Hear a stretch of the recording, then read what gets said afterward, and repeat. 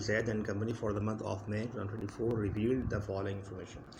बहरहाल आपको ये तमाम क्या दी हुई हैं, ट्रांजेक्शन्स दी हुई हैं और इन इंफॉर्मेशन की बेस पे आप क्या करते हैं, इंफॉर्मेशन को देखते हुए ये देखते हैं कि कैश बुक और बैंक स्टेटमेंट में कौन सी फिगर नहीं आई है। ठीक है, हम लोग क्या कर रहे होते हैं, कैश बुक और बैंक स्टेटमेंट के बैलेंस को करेक्ट कर रहे होते हैं और करेक्ट करने के लिए सबसे मोस्ट इम्पॉर्टेंट बात ये होती है कि इंफॉर्मेशन वहाँ लिखते हैं जहाँ रिकॉर्ड नहीं हुई, जहाँ लिखी हुई है वहाँ तो रिकॉर्ड में है पहले से, तो वहाँ तो नहीं लिखेंगे।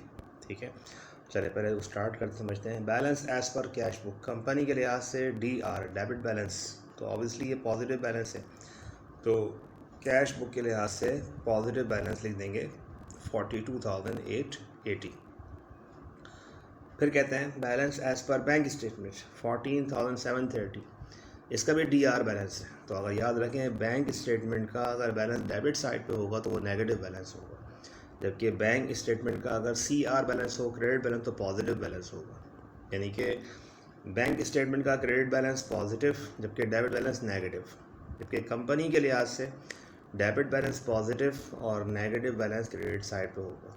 ठीक है, चारों बातों को नोट कर लीजिएगा और बातों को समझ में नहीं आए तो वीडियो को रिवाइंड करके दोबारा सुन लीजिएगा कि कैश बुक का बैलेंस पॉजिटिव डेबिट साइड पे, नेगेटिव क्रेडिट साइड पे, जबकि बैंक वालों का क्रेडिट साइड पॉजिटिव जबकि डेबिट साइड नेगेटिव। तो ये 14,730 किस में लिखेंगे, नेगेटिव बैलेंस लिखेंगे, माइनस में लिखेंगे। देखें इसी तरह ये अनएडजस्टेड बैलेंस, कैश बुक का पॉजिटिव लिख दिया हमने जबकि बैंक हमने स्टेटमेंट का नेगेटिव लिख दिया। सही, अब वन बाय वन पढ़ते हैं ट्रांजेक्शन और सॉल्व करते जाते हैं। और सॉल्व करने के लिए आपको याद नहीं करना है क्वेश्चन, और बहुत सिंपल सी बात है कि एलिमेंट्स ये देखें कि कौन कौन सी इंफॉर्मेशन जहाँ रिकॉर्ड नहीं हुई है वहाँ रिकॉर्ड करते जाएँ। फर्स्ट वन देखें, deposit of ₹61,900 made on May 31 does not appear in bank statement. May 31 महीने की लास्ट डेट है और महीने की लास्ट डेट को जो पैसे आप जमा करवा के आए बैंक में, अक्सर वो बैंक स्टेटमेंट में शो नहीं हो रहे होते हैं, does not appear in bank statement. The reason is आपने पैसे बैंक में लेट जमा करवाएं, लेट डिपॉजिट में पैसे बैंक में शो नहीं हो रहे, तो कोई बात नहीं, कल को शो हो जाएंगे। ठीक है, नेक्स्ट डे, एक दिन बाद, 2 दिन बाद वो पैसे बैंक स्टेटमेंट में शो हो जाएंगे। आपकी देर से, ताख़ीर की वजह से, जमा कराने की वजह से शो नहीं हो रहे पैसे। तो कंपनी में तो रिकॉर्ड में है ये एंट्री, कहाँ रिकॉर्ड में नहीं है, बैंक स्टेटमेंट में रिकॉर्ड में नहीं है, तो क्या करेंगे, इसको लास्ट डे डिपॉजिट लिख के बैंक में प्लस कर देंगे। सही, प्लस क्यों, माइनस क्यों नहीं? तो सोचने वाली बात ये है कि डिपॉजिट किए हैं, डिपॉजिट से हमारा बैंक बैलेंस क्या होता है, बढ़ता है। हमने पैसे अगर निकलवाए होते, इशू किए होते, तो फिर हमारा बैंक बैलेंस कम होना चाहिए था। फ़िलहाल ये एंट्री बैंक में ऐड होगी। नेक्स्ट कहते हैं, a cheque of ₹7,170 issued but not yet paid by the bank. वो कह रहे हैं कि वो चेक जो हमने इशू कर दी है, यानी इसको हम यूँ भी कह सकते हैं कि check issued but not presented at the bank for payment, यानी कि हमने चेक इशू कर दिया बट ये वाले पैसे अभी तक बैंक से माइनस नहीं हुए। और रीज़न क्या है कि क्यों माइनस नहीं हुए, क्योंकि अनप्रेजेंटेड चेक्स, जिसको आपने पैसे दिए थे उस शख्स ने अभी तक पैसे आपके अकाउंट से विड्रॉ नहीं किए। ठीक है, तो ये वाला जो चेक है वो क्या है, इसको क्या नाम देंगे, अनप्रेजेंटेड चेक भी कह सकते हैं, और इसका एक नाम और ये भी क्या लिखा हुआ है, आउटस्टैंडिंग चेक भी लिखा हुआ है। तो ये दोनों नाम याद रखिएगा, जब भी आएगा बैंक स्टेटमेंट यानी पासबुक से माइनस करेंगे। ठीक है, आउटस्टैंडिंग चेक भी कहते हैं इसको, अनप्रेजेंटेड चेक भी कहते हैं, बैंक से माइनस करेंगे। नेक्स्ट एंट्री में कहते हैं, चेक फॉर ₹7 ये होगी, बल्कि bank collects a non interest bearing note on the firm's behalf of ₹5,000 and charged collection fee ₹50 not shown in firm's book. अब इन पूरी बात में याद रखिएगा, CHARGED, चार्ज्ड का वर्ड बैंक वाले यूज़ करते हैं डिडक्शन करने के लिए, माइनस करने के लिए, आपको कम करने के लिए। और यहाँ तो बात हो रही है बैंक ने कलेक्ट किए, तो वो बैंक ने कलेक्ट किया, क्या कलेक्ट किया, non interest bearing note. Non interest bearing note कौन सा होता है, यानी जो कि जिस पे इंटरेस्ट के बगैर आपने जो है वो नोट की कलेक्शन पैसे लेन देन करना है। ठीक है, तो अगर इंटरेस्ट होता तो फिर वो अलग बात थी, उसमें बैंक वाले फिर आपसे बैंक वालों ने आपके नोट रिसीवल के साथ इंटरेस्ट के पैसे भी कलेक्ट किए होते। एनीवे, अभी क्या कह रहे हैं, बैंक ने क्या किया, कलेक्ट किया या पे किया, कलेक्ट किया। तो कलेक्ट करने का मतलब ये है कि वो जो नोट था, वो नोट क्या था आपका, रिसीवेबल, पैसे आपने लेने थे तो आपने नहीं बल्कि बैंक ने कलेक्ट कर लिए आपकी बिहाफ पे, हमारे बिहाफ पे बैंक ने हमारा नोट कलेक्ट कर लिया। वो कितने का था? 5000 का, और ये नॉन इंटरेस्ट था, यानी इसमें 5000 ही आने थे, 5100 या 5200 ऊपर नहीं आने थे। ठीक है, इंटरेस्ट के पैसे नहीं आने थे, बल्कि 5000 रुपये ही बैंक ने क्या किया? कलेक्ट कर लिए।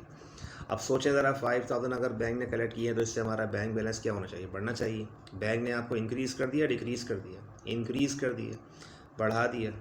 ठीक है, एंड से वाले जो पहला सेंटेंस है, पहले अभी इसकी बात कर रहे हैं, जो एंड के बाद वाला सेंटेंस है वो अलग बात है, उसको हम अलग से डिस्कस करते हैं। तो 5000 बैंक ने हमारा नोट कलेक्ट किया। जब बैंक ने हमारा नोट कलेक्ट किया तो आप भी क्या करें? ऐड लिख के, नोट रिसीवेबल लिख के कंपनी में इंक्रीज़ कर दें। कंपनी में क्यों, बैंक में क्यों नहीं? क्योंकि कंपनी में इसलिए बिकॉज ये पैसे बैंक में रिकॉर्ड में हैं पहले से। कहाँ रिकॉर्ड में नहीं है? कंपनी के रिकॉर्ड में नहीं है, तो कंपनी में रिकॉर्ड कर लें। प्लस करेंगे, माइनस करेंगे, प्लस करेंगे, तो ये कंपनी के रिकॉर्ड में प्लस कर लेंगे 5000 रुपये। आसान तरीका ये है कि ट्रांजेक्शन को आप हाफ हाफ कर लें, डिवाइड करके सॉल्व करें तो बात समझ आ जाएगी। एंड चार्ज कलेक्शन फ़ी, अब बैंक वालों ने 50 रुपीज़ के service charges, collection charges deduct किए। अब तो डिडक्ट किए हैं तो इससे हमारा बैंक बैलेंस क्या होना चाहिए? कम होना चाहिए।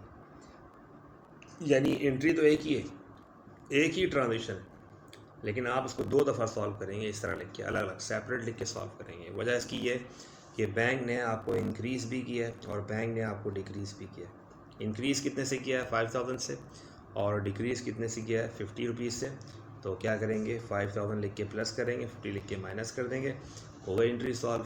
प्रॉब्लम में आने वाली बात ही नहीं है कि आप उसको एक साथ लिखना अगर चाहें तो एक साथ भी लिख सकते हैं कि आपने एक दफ़ा प्लस की, एक दफ़ा माइनस किया है, तो जो नेट पैसे हैं वो आपने कंपनी में प्लस किए हैं 4950, लेकिन ज़्यादा बेहतर और आसान तरीका ये है कि आप एक दफ़ा 5000 प्लस कर लें और एक दफ़ा 50 रुपये माइनस कर दें।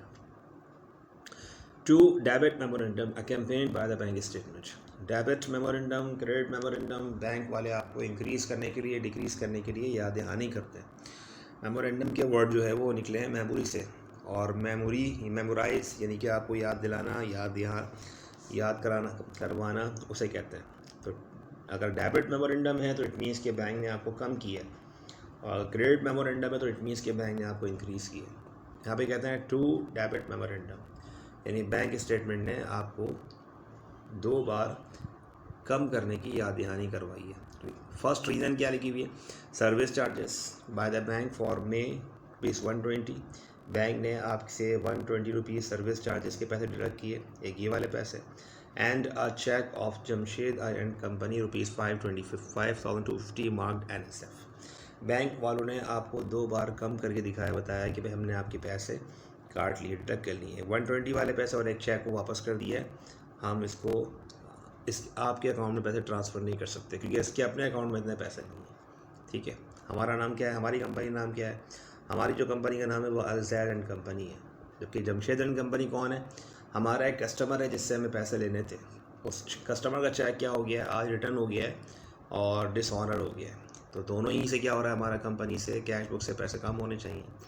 कम क्यों? एक दफ़ा तो बैंक सर्विस चार्जेस हैं, बैंक ने पैसे काटे हैं तो ऑब्वियसली बैंक ने रिकॉर्ड कर लिया है, आपके पास से माइनस करें 120। और डिसऑनर चेक किसका? अकाउंट रिसीवेबल का, तो लिहाजा डिसऑनर चेक से भी हमारा कंपनी से क्या करें? माइनस करें। क्यों माइनस करें? वजह उसकी है कि जब पैसे आए थे कस्टमर से रिसीवेबल से तो आपने कंपनी में कैश बुक में प्लस किए थे। पुरानी बात है कि आपने प्लस किए थे, ऐड कर लिए थे जब आए थे पैसे। आज इतला आई मिली कि भाई कस्टमर का वो पैसा, वो चेक रिटर्न हो गया है, तो लिहाजा अपने पास से दोबारा क्या कर दें? माइनस कर दें। ठीक है, तो जब भी आएगा NSF का स्टैंड फॉर क्या होता है? Not sufficient fund. वो पैसे जो कस्टमर के अपने अकाउंट में इतने हैं ही नहीं, उसे कहते हैं नॉट सफिशेंट फंड चेक। जो चेक बैंक वाले वापस करते हैं बगैर पेमेंट किए, रिटर्न करते हैं NSF, उसे कहते हैं, और कंपनी से माइनस कर देंगे इसको। नेक्स्ट कहते हैं इसके बाद, check number 102 was issued to Ahmed and Company for ₹8,500 but was erroneously recorded in the cash book as ₹5,800। अब देखें, एक गलती हुई, मिस्टेक हुई है। एरर वाली एंट्री को समझें कि एरर सॉल्व किस तरह करना है, समझना कैसे। देखें इसको, पहली बात कि एरर जो करेगा वही ठीक करेगा। एरर किसने किया है? कंपनी वालों ने किया, तो कंपनी में ठीक करेंगे। अगर यही एरर बैंक से होता तो फिर बैंक में ठीक करते हैं। तो ये तो हो गई पहली बात कि जो आपने याद रखनी है कि एरर जिससे होगा वही ठीक करेगा। कंपनी से होगा तो कंपनी में ठीक करेंगे, बैंक से होगा तो बैंक में ठीक करेंगे। और दूसरी बात ये कि एरर जो करेगा एरर को डिफरेंस से ठीक करेंगे। उसको जब भी हम ठीक करेंगे उसको डिफरेंस निकाल के ठीक करेंगे। डिफरेंस निकाल लें 8500 और में से 5800 माइनस कर दें तो एरर की रकम आ रही है मेरे पास 2700। अब ना मेरा ताल्लुक़ 8500 से, ना मेरा ताल्लुक़ 5800 रुपये से। 8500 और 5800 इन दोनों का डिफरेंस निकाला, वो आ रहा है 2700 रुपये। मेरा ताल्लुक़ 2700 रुपये से है ठीक करने के लिए। एरर किससे हुआ है? कंपनी से हुआ, जो कंपनी पे ठीक करेंगे। लेकिन ये 2700 जो रकम आई है, इस 2700 रुपये रकम को हम माइनस भी कर सकते हैं और प्लस भी कर सकते हैं। अपने जहन में ये बात बिठाइएगा कि एरर हमेशा माइनस ही होगा या एरर हमेशा प्लस ही होगा, ऐसा नहीं है। एरर की रकम माइनस भी हो सकती है, प्लस भी हो सकती है। यानी कि प्लस में इस सेंस में कह रहा हूँ कि इन दोनों प्लस नहीं। ये तो बात समझने पहले आप इस बात को जहन में बिठाएँ कि हमेशा जब भी एंट्री आया करेगी एरर की, तो इन दोनों अमाउंट का तो डिफरेंस निकालना है आपने। डिफरेंस निकालना है पहले। अब डिफरेंस निकाल के इन दोनों अमाउंट को भूल जाएं, अब ये है ही नहीं आपके पास। अब जो रकम है वो ये रकम है 2700 रुपये। अब मैं इसकी बात कर रहा हूँ। जैसे यहाँ पे देखें ये एरर माइनस हुआ यहाँ पे, तो नॉट नेसेसरी कि हमेशा माइनस ही हो, प्लस भी हो सकता है कभी कभी और माइनस भी हो सकता है। तो कब प्लस कब माइनस, एक बार दोबारा पढ़ लेते हैं, समझ लेते हैं क्या हुआ, क्या है मामला, क्या हुआ है। चेक आपने इशू किया, 102 एक नंबर था, इशू किया किसको? एमरन कंपनी को। क्यों इशू किया? हमारे अकाउंट पेबल सप्लायर है। कितने का इशू किया? 8500 रुपये का। तो कंपनी के अकाउंटेंट को चाहिए था कि हमारे पास से 8500 रुपये से माइनस कर दें। हमने चेक इशू किया, दिया है, उसके पैसे दिए हैं, तो इट मीन्स के पैसे हमारे पास से कम होने चाहिए थे। कितने कम होने चाहिए थे? 8500 कम होने चाहिए। अकाउंटेंट ने कितने पैसे कम किए? 5800 रुपये कम किए। यानी उसने कम पैसे माइनस किए। माइनस करने थे 8000, माइनस किए 5000। तो फिर दिमाग ये कहता है कि मज़ीद पैसे और माइनस करो ताकि एरर ठीक हो जाए। तो फिर अकाउंट पेबल के हुए। अकाउंट पेबल क्यों कह रहा हूँ मैं? क्योंकि उसको हमने पेमेंट करनी थी अमेज़न कंपनी को। तो ये हमारे कौन होंगे? अकाउंट पेबल होंगे। 2700 रुपये और माइनस कर दें, डिफरेंस निकालें। ठीक है, ज़्यादा बेहतर ये है कि डिफरेंस जब आपने माइनस मतलब मालूम किया, तो कैसे मालूम किया, कैसे आया? तो यहाँ साइड में एरर मतलब उसके अमाउंट लिख के भी दिखाते हैं, माइनस क्या किया, कैसे आई है 2700 रुपये, उसको लिख दें। नहीं भी लिखेंगे तो भी डायरेक्ट एंट्री अगर लिखेंगे 2700 रुपये तो भी चल जाएगा। लास्ट में कहते हैं credit memorandum was included in the bank statement showed that interest earn on average account balance ₹240। ठीक है, सिंपल। अगर देखें 240 रुपीज़ का आपने इंटरेस्ट अर्न किया, बैंक स्टेटमेंट वो पैसे शो कर रहा है, तो ये एंट्री बैंक में शो हो रही है। कहाँ पे शो नहीं हो रही? कंपनी में शो हो रही। कंपनी में शो हो रही होनी चाहिए, प्लस करें तो प्लस कर देंगे। प्लस क्यों? क्योंकि पैसे आपने बैंक वालों ने आपको पैसे दिए होंगे इंटरेस्ट के पैसे, तो कंपनी में ऐड कर लेंगे। अब सिंपल आखिरी बात ये है कि दोनों साइड का बैलेंस टैली कर लेते हैं। टैली करने के लिए आप क्या करें, जितना भी कैश बुक का प्लस माइनस है, ऊपर ओपनिंग बैलेंस से चले स्टार्ट लें, यहाँ से 42,000 से स्टार्ट लें यहाँ से, और जो प्लस करना है प्लस करें, माइनस करना है माइनस करें।